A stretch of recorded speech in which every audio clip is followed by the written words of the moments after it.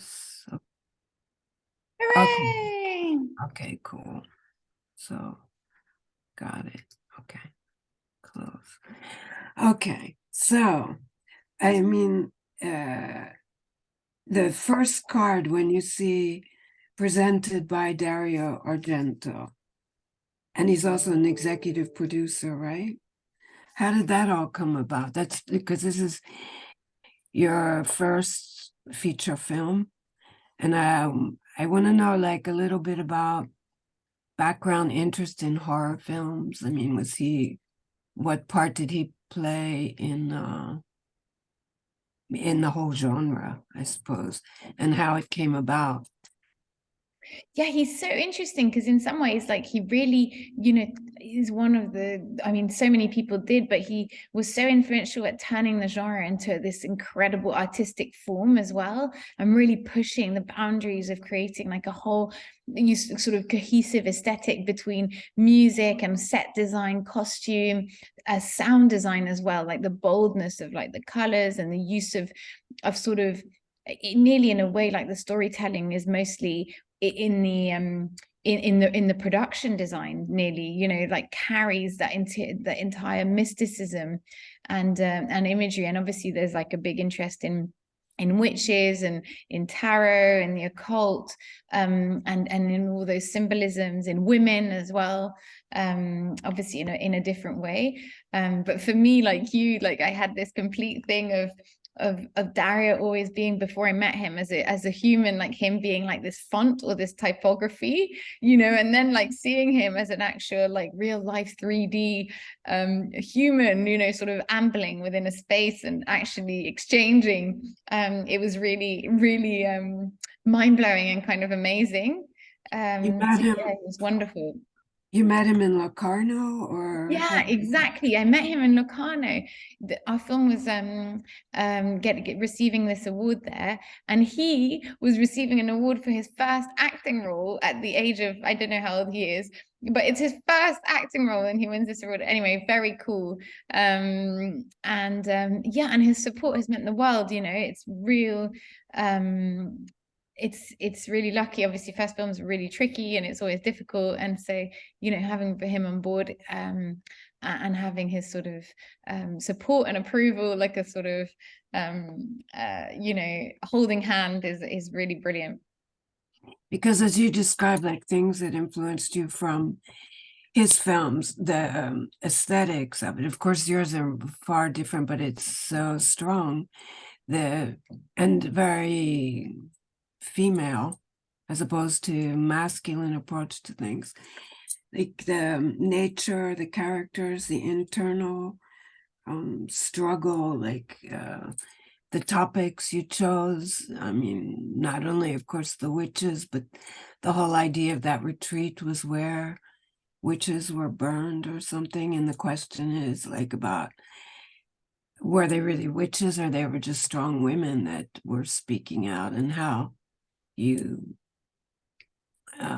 interpreted through the characters of the two.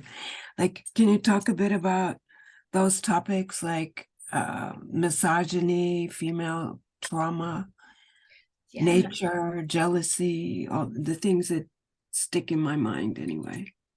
Yeah, it's so interesting, all that stuff, isn't it? It's so like in sort of in our psyche as well. Yeah, I think I mentioned last time when I saw you, but this quote that for us was really important in the making of the film. This anonymous quote, no one knows who wrote it, and it says, "Why are we taught to fear the witches and not those who burnt them alive?" And there's something so extraordinary within that, of this kind of sort of stigmatization of difference, and of unusualness, and and how, like, culturally, I guess, even well, obviously witchcraft was very much a state run prosecution of people as for witches, as witches was definitely a sort of state run, church run power, sort of being influenced onto a population. And it's crazy, yes, because in Scotland, per capita is where there's been the most prosecutions of people for witchcraft, and where we shot was actually like one of the spots for the big sort of massacres that happened, and also where the last 2 women to be executed in Great Britain for witchcraft were from, a mother and daughter, Helen and Janet, whose sort of narrative we kind of, you know, used a little in the relationship between Veronica, this aging actress, and her nurse Desi as they go to this retreat. And in a way, like, love this kind of idea of intergenerational help, you know, between women, of this woman, wounded woman, coming to a place and connecting through the land to a past hurt, a past wound of centuries ago, but somehow that connects with her and gives her the strength to revisit her past. And so how did that emotion of like the reality that the location had that history? I mean, crazy. wow. It's mad. Yeah, it's completely mad. And what's crazy as well is in that area, the earth is really deep and rich and old. And, you know, it's basically the land of peat. And peat is this, obviously plays a role in the film, but it's also like fossilized earth. It's incredibly dense. Like people chuck it in their chimneys to actually, you know, like fuel. And it really contains the DNA of the world. What's extraordinary as well is like the peat, and sometimes in the mornings you get these sort of mist columns, and they call them the white ladies. And it's kind of incredible, sort of like, so the whole folklore and the whole land of Scotland is really sort of dense with fairy tales and magic, you know, in itself. So it was very conducive in some ways to the magical atmosphere on set and between everyone, I think, which was fun. When you co-wrote the script, it was coming from partially from a book, right? Or no? No, so Not basically at all. we were teamed up with this other writer called Kitty Percy, and yeah, she was really interested in this mother-daughter dynamic and this idea of going to this healing retreat, and the land containing a past in some ways, and this woman, you know, this later on in life revisiting her past. And there was something so incredibly potent about that, and then bringing in as much possible, you know, nature and the power of nature, and this kind of yeah, this kind of world of dreams. There was something quite interesting of healing through dreams as well, as if nearly imagining something. It doesn't matter if it actually happens or it doesn't happen, but just the imagining of the justice in some ways being carried out were enough to heal. It feels quite Freudian or even Jungian, or this kind of, you know, therapies of the mind. It's quite, yeah, it was quite interesting to sort of play with, I guess. Because when you have the scene of like the TV with Malcolm McDowell, and then it sort of comes out the story of kind of an ancient Me Too like situation when she was 13 or 14 years old or whatever. That was kind of interesting because it was very unexpected. All of a sudden you're like in the woods and you don't know, you never know if you're in a dream or in her head, or if you're in reality. Like, is she really, you know, like when she's in the peat on the ground and all those scenes, you don't know if it's actually happening or not happening. And then you see him, and that scene is like it's totally apart from the rest of the film. It's really interesting, revealing his character, and well, I mean the whole topic. But yeah, I just found that surprising. That whole sequence came from like, you just wouldn't expect it. Also, the thing I found, I guess you put the Rupert Everett in as a point of humor, because I mean, he was nothing like anything else in the film. He was but I guess that's what you wanted. Yes, obvious. I guess like they go to this retreat, and the head of the retreat is this kind of fraudstery like character, sort of larger than life in some ways, who offers up like keys to healing, but in a way, obviously, she's going to have to experience the keys to healing herself, like outside the confines of the lessons, or the given materials. In a way, she has to live through that in some ways to get through it. And Rupert is such a wonderful actor, and he's so hilarious, and he's so tall and sort of big and amazing, that yeah, he brought like I mean, the character was always slightly comedic, but he brought much, much to it as well, especially in terms of like the fashion sense of the character. Like he'd love the idea of having a bouffant haircut and a pearl earring, and so that, and wearing slight heels. So that yeah, we all found that really fun, him channeling, I guess, his mum. It's really strange. Yeah, and the character, your main character, or main two characters, she reminded me of Norma Desmond in Sunset Boulevard, mixed maybe with Katharine Hepburn.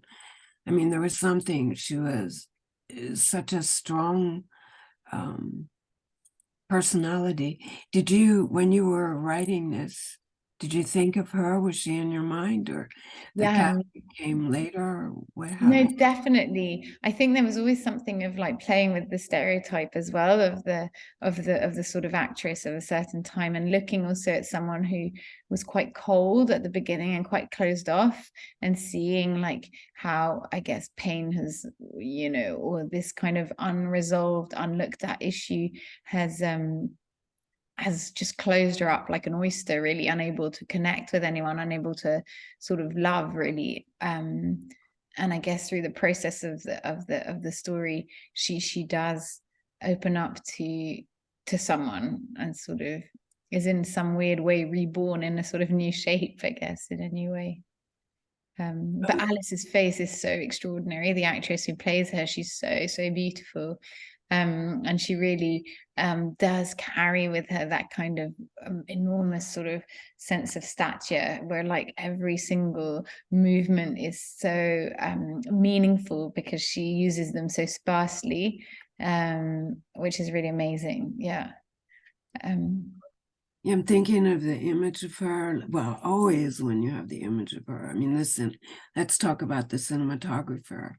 It's amazing. No. Did you work with it? You must have done short films before the feature film. Had you ever worked with that cinematographer? No, so I've always like yes, I've done a couple short films before, some animation, some live actions. I did a short with Cillian Murphy and Sophie Kennedy Clark and Simon Amster, which was really good fun, based on Oscar Kokoschka and his relationship to Alma Mahler, and how he then has this character of the doll that he has this relationship, but we gender flipped it, so it's a girl with this male doll, getting over a past relationship. So it's sort of dark but ludicrous sort of situation, and had an amazing cinematographer there as well.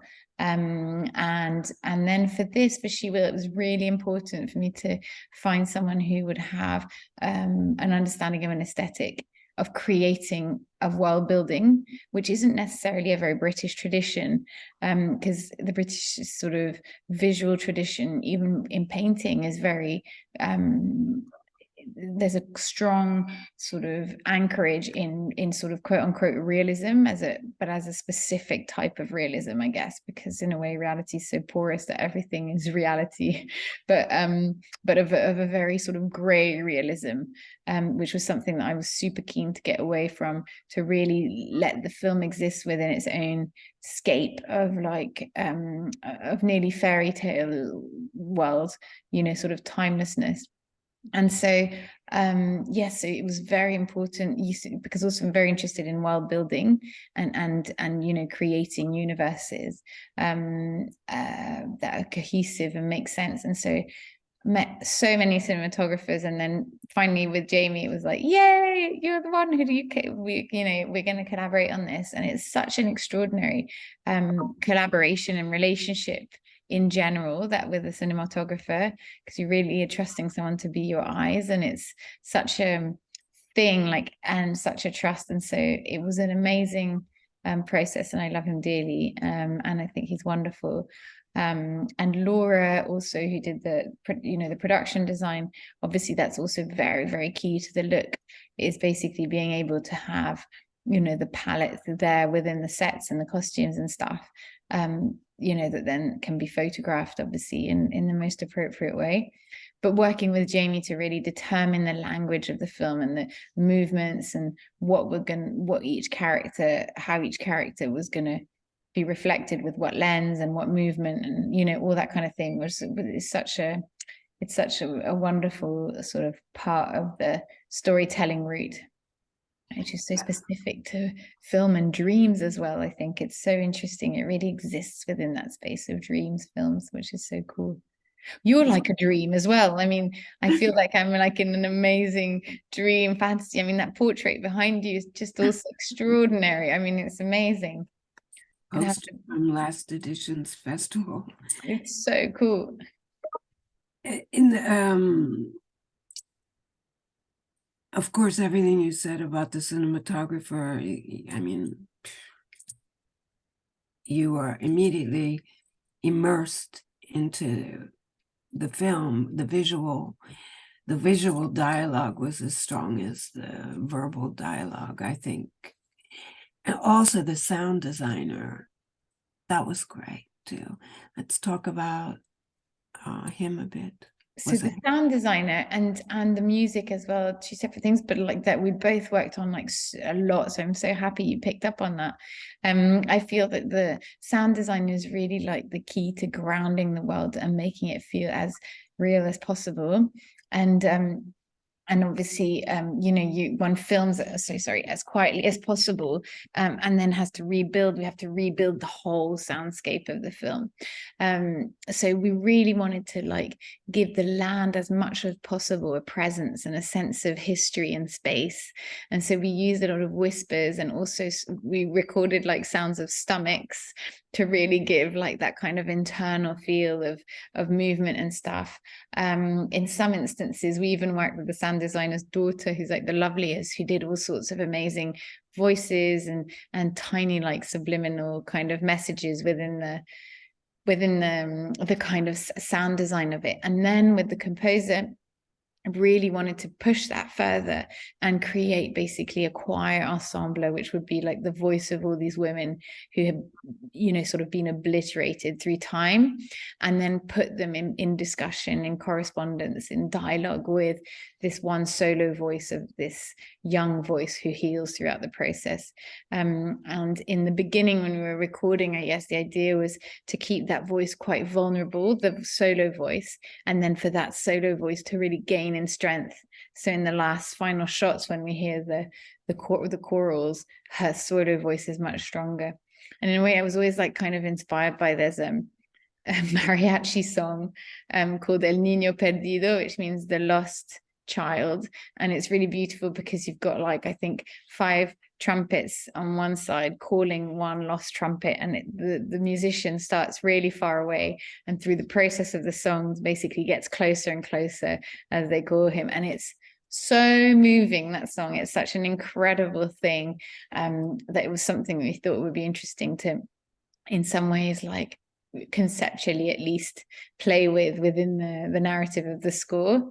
And then I guess it was really working sound design and score so they weren't clashing with one another, and we'd use like the idea of electricity and static and all that kind of thing as a symbol for the earth within the sound design. And so again, within the music, we worked a lot with that within it, which was cool. Yeah, all those elements. I mean, when I left the film, it was really hard to believe it was your first film, I thought. I mean, it's like pretty amazing. And what's been the journey? Locarno was the first festival, and then it went other places? Yeah, then it's been all the way around, really. It's been quite fun. I was telling Alice and I were like, I was like, if we knew how much time we were going to spend together after making the film, I would have been really careful who I picked. Thank God we really get on, you know, because basically you end up like on the road. So with Malcolm, we ended up in the US, like in Texas and all sorts of funny places, in New York, in LA. You know, then obviously at the London Film Festival and like in Spain and all sorts of places.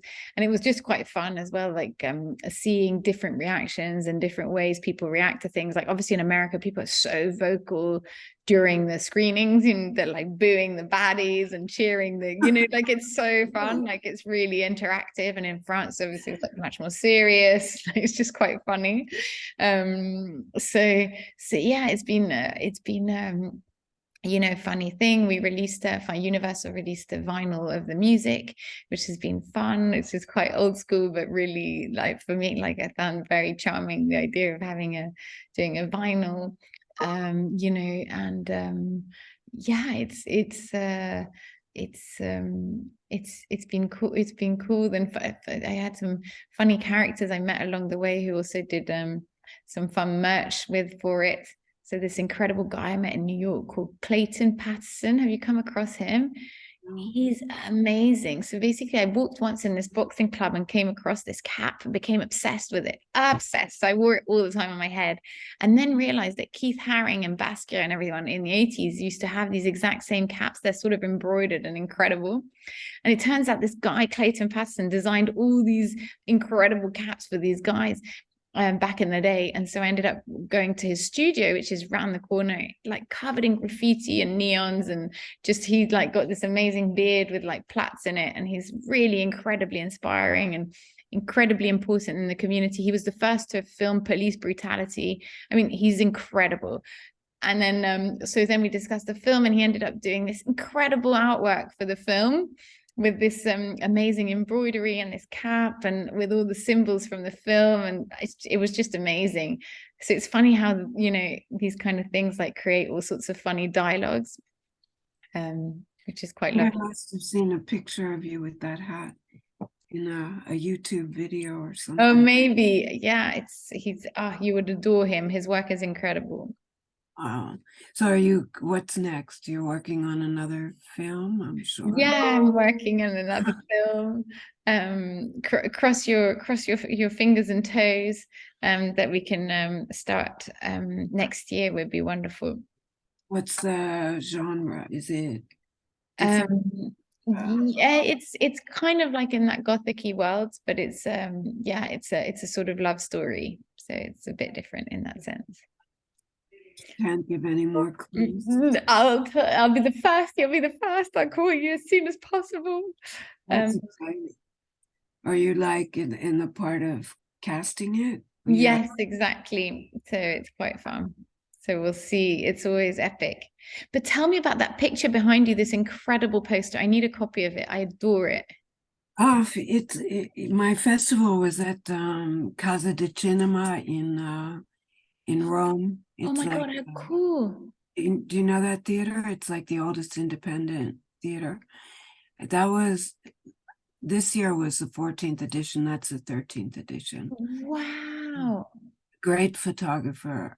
This guy is Ruben Afanador. I don't know if you know him. No, I'm going to look at his work. He's like the best. I think I'll live with that picture for the rest of my life, maybe.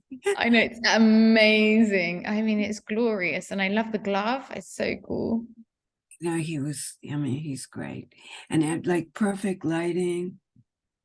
It happened like quickly, easily. He's amazing. He did beautiful pictures of like the Dalai Lama, Wow. Oprah Winfrey, like all these, Rossi de Palma, like all these incredible pictures. And one day, like it was a couple years ago, he just asked if he could take my portrait. Oh my God, I'm not surprised. I mean, you look fabulous. Well, I look good in that picture. I don't know if like it was really good lighting. I wouldn't say I matched it exactly, but that was nice. That was very nice. So where are you from? Where in the States are you from? Well, I say New York, but I grew up in Philadelphia. and I was born in Washington, D.C. Cool. Let's talk about you. Oh, Your background is, I mean, I know Philippe, your husband, but and I think I saw you for a second when I was there with Mayway. I love Mayway so much. I did see you yes, I remember. She's the best, really. Yeah, she's great. And then I saw you in Tim Yip's documentary, Love Infinity. It's so great. Yeah. But because I introduced her to Tim Yip like 8 Oh years my ago. God, I didn't know that. That's Yeah. amazing. Yeah, it was really funny because I have a perfume and there was a perfume launch at Liberty's 8 years ago. And Tim was really interested in East London. And Mayway was at I don't know, do you know Rob Young? He's a friend of Mayway's. Yes, I think I do. Yeah. He's great. That's how I'm seeing her tomorrow actually with Andrew Logan and Johnny Woo. Oh, and Tim Yip also. That I think sounds Tim's not is not in London anymore, I think. all right. He's I'm doing sure an he'd come. Yeah. Oh, that's really funny. Yeah, because he wanted to do something on East London, and I said, You've got "Here's to meet me. Mayway." And then they could speak the same language also. So, So cool. But your background is art, right? Yeah, exactly. So, well, I've written always like, so I worked as a journalist, and I also wrote screenplays for other people like Olivier Dahan and Eric Cantona and all sorts of different characters, like yeah, loads of people. And then I was always doing like the art thing as well, so doing photos, and then I started with photos, and then I was like, I was building more and more complex sets, and then people were interested in the sets, and then I was building like characters, videos, blah blah blah, and then and then mixing it with also like a sort of documentarian approach of like so yeah, so they sort of always have existed in parallel, I guess. So I've got a couple shows on at the moment, one in this museum in England, which is a big sort of 200 kilo video piece of Sue Tilley, who was the benefit supervisor in New Freud's paintings. So we collaborated and did a video piece where she really lures the viewer to look at her, and then opens her eyes, and suddenly the viewer is the observed person. So it's kind of like subverting, I guess, the gaze, Wow. which was really, yeah, she's such a cool character. So yes, so we did that with a little documentary and stuff. So that's in that piece, and then I'm doing a thing at the Horror Show, which is a fantastic show at Somerset House, curated by Ian and Jane, and it's kinds of bring together the whole, horror people of England from like, I don't know, Gazelle Twin, Nick, what's his name, the musician? God, I'm losing my mind. Vampire Wife, Nick. Okay. No. Yes, exactly. All those guys basically, and to like the contemporary characters of today. So it's really fun as well at Somerset House, and so the opening was really cool because it's, Somerset House is a little bit stuffy, and so really bringing in like this cool sort of punk attitude within it was just wicked. Oh, I'd love to. Can you send me links? Yes, definitely. I'll send you all that. Is there something you might be interested in screening in my next edition of the Oh festival? yeah, for sure. Would love to. That sounds amazing. I mean, I love all the stuff that you're doing, and also I love your aesthetic is just amazing. You're gorgeous. You're gorgeous. No, it's so cool. No, I would love to. I'd love to see this. And I mean, I just finished the festival 2 weeks ago, so it'd be for next year. So cool. I mean, so great. How did you start it? Was it always in Rome? No, it's been in Rome maybe 4 or 5 times. No, it's the original one started in 2006 at CineSpace in Los Angeles. Do you know that space? No, I don't actually. Sounds Yeah. amazing. It was quite funny actually, because ASVAF is an association, so there's like no money behind it. And we had for the first edition, it was called You Wear It Well. It wasn't called Asphalt, because I was working with a contributor to my blog who was great when he did something, but I was doing everything. That's why, like, I gave him a couple years benefit, but it just wasn't working. I mean, I did 12 locations Wow.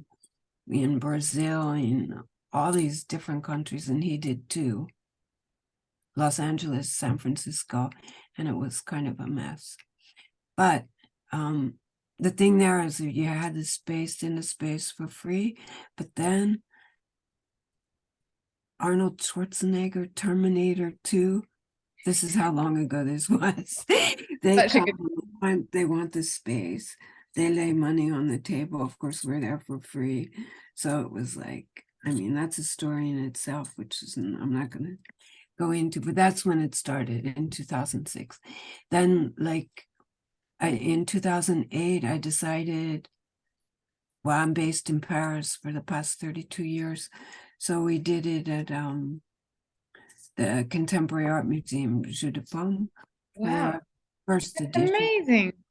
Then 7 years, more amazing was, but it doesn't exist anymore. More amazing was 7 years we were at Centre Pompidou, which was great. Seriously, that's Great. epic. That was great because they gave like the spaces, and it started out, we had the first time it was like one day we did 3 days somewhere else, and then it was 3 days, and by the end it was 5 days. And like it started out 2 cinemas downstairs, and then it was like we had 5 screening rooms. Oh my God. It was pretty amazing, but nothing lasts forever. It lasts as long as it lasts, and 7 years is great, and they were great. And then it was just like moving around. It's been in China, and then like 2 years ago, the space where it is now, and hopefully again next edition, it's a cultural arm of Comme des Garçons. It's called Wow. 7. It's great. Oh my It's God. So cool. I'm like, literally, I was looking at some of the designs, those enormous red figures that they did. They were so incredible. God, it'd be so cool to get them on board for the design of like costumes for a film. They'd be so epic. they're pretty amazing. I mean, incredible.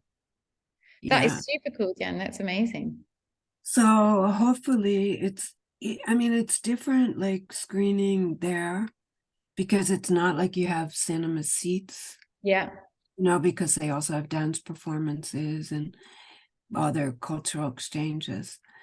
But the energy of the building, because it's this old building, which I found out was where I think it was Louis XIV put all of his bastard children. Oh my God. That must have been a lot. That's That's it. There hilarious. must have been a lot because this place is enormous.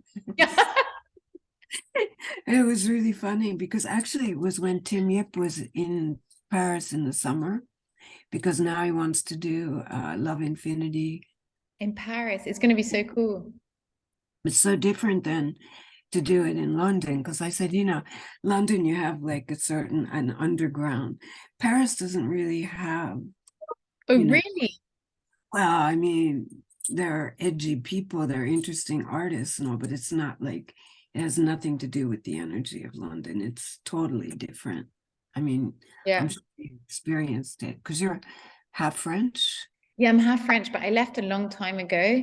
So I haven't really, seen, well, yeah, it's true. It's true that I hadn't thought of it like that, of Paris not having an underground, but actually it's properly true. Because I always feel that like Paris is a city that gives itself completely. Like what you see is there, whereas England, you have to work hard to find the really amazing things. You have to like push every nook and crevice, open every crappy door, and then behind it is like this amazing world. It's so cool. Yeah. And Mayway No, has the keys. yeah, Mayway definitely has the keys. I mean, that was a perfect. I mean, now she's like what, creative producer on the It's film. so cool. I'm so cool. No, it's great. I mean, he works her to tears, I think, Yes. but it's like you give a hand and they take, like, it goes across your shoulder into your other arm. But no, it's great for her, I think. Anyway, that's what I would love. I would love very much if you send me like the links, and if also if you'd consider being on the jury maybe next year. So fun, for sure. That would be great, because you have maybe even do like a talk, because you have so much experience in whether it's the screenwriting, the directing, set It's so design. fun. Love to. Oh, Sounds great. great. You're booked. It'd be in November. I don't know if you'll see God, I what don't know that far ahead, but if I'd love to, sounds great. I'll Super pencil it cool. in when I get the dates, because I think this year I did it during Perry Photo. Oh yeah, And how did you find that? great. It was Yeah. actually one of my jury members from last year, who's a curator at Tate Modern. Ose Bonsu, he's like the youngest Wow. curator there. I think he does African diaspora or whatever. He's really great. And he was saying, why don't you do it during Perry Photo? And it worked out great, because I had a real emphasis on documentary films this edition. And Bruce Weber did this beautiful film on Oh wow. 90, well, now he's 97, 95-year-old photographer, Roman. He took these amazing pictures of Pasolini, Fellini, Wow. Mignani, just incredible. That is so cool. And because we're an association, there isn't any money there. Normally, I've had his films in my festival over the years, but I could never bring him here. Got you. Yeah. He was here, and actually, That's great. That's great.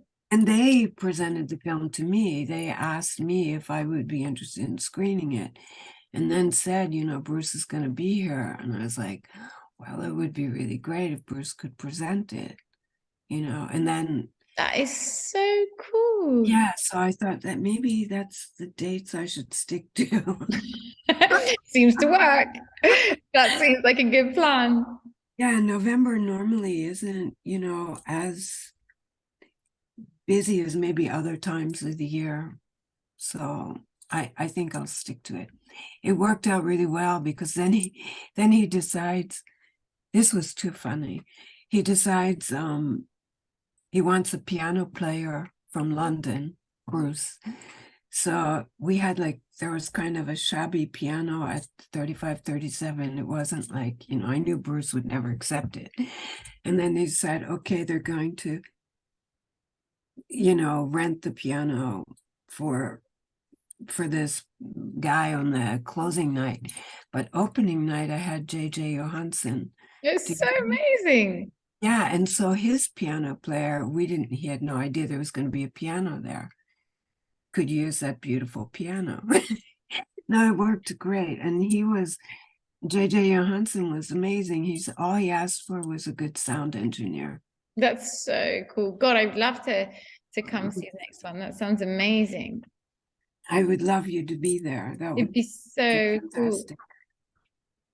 So when I lock the dates, I tell you, and when you Yeah, have that'd be time, so cool. And when are you next in London? I have no plans at the moment. I don't come very often. Well, we'll I tell go, you I we're in go, Paris as well. It would be so fun. yeah, because your film opens tomorrow, right? Yes. And where is it? Which theaters? Well, I can check It's like in a online. bunch of theaters in I'll send you the link as well, but otherwise if you go to Séance or something like that, I think it says UGC or something.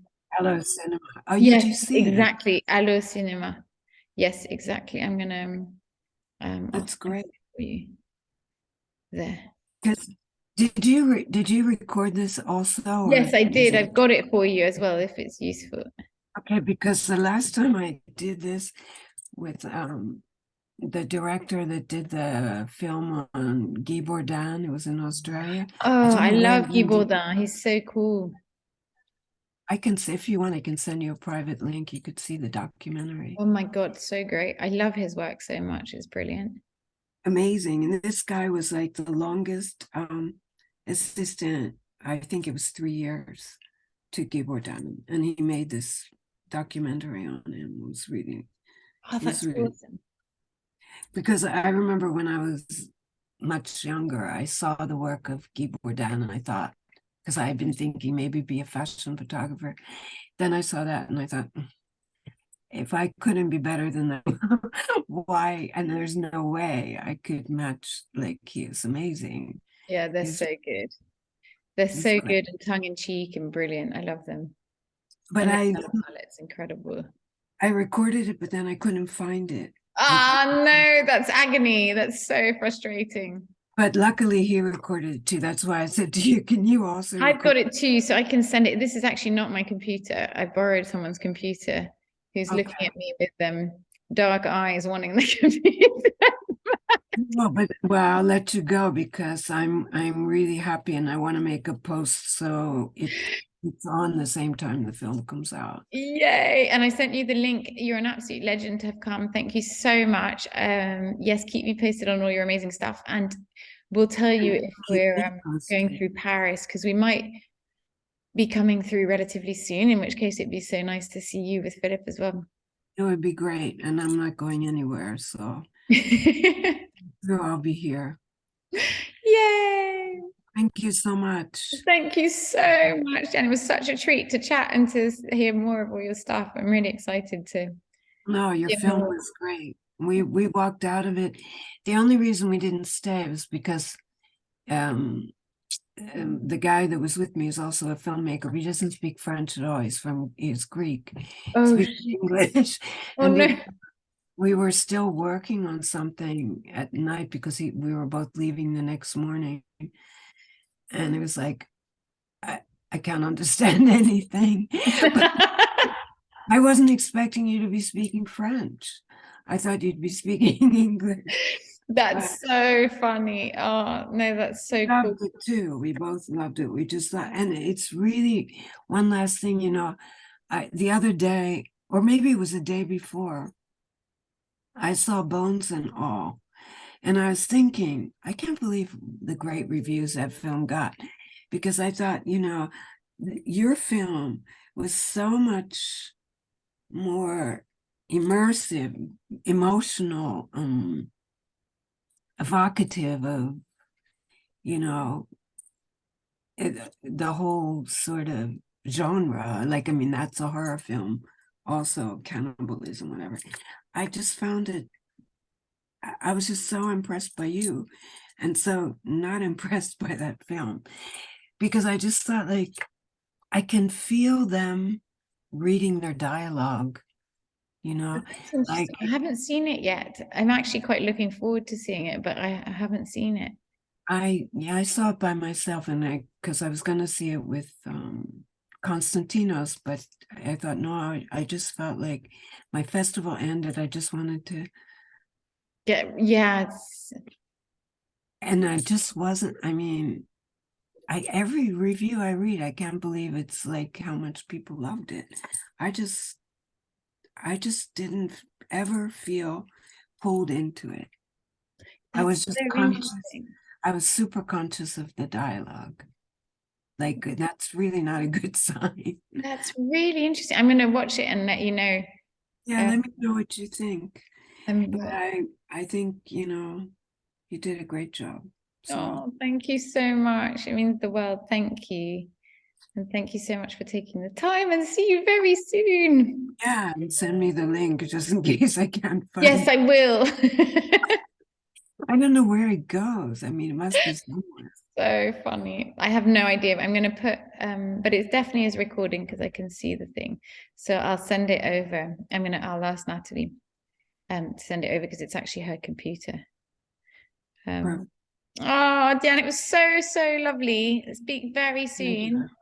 Great. And Really happy to have talked to you. yeah, me too. Lots of love to you. Too. See you soon. Bye. Bye.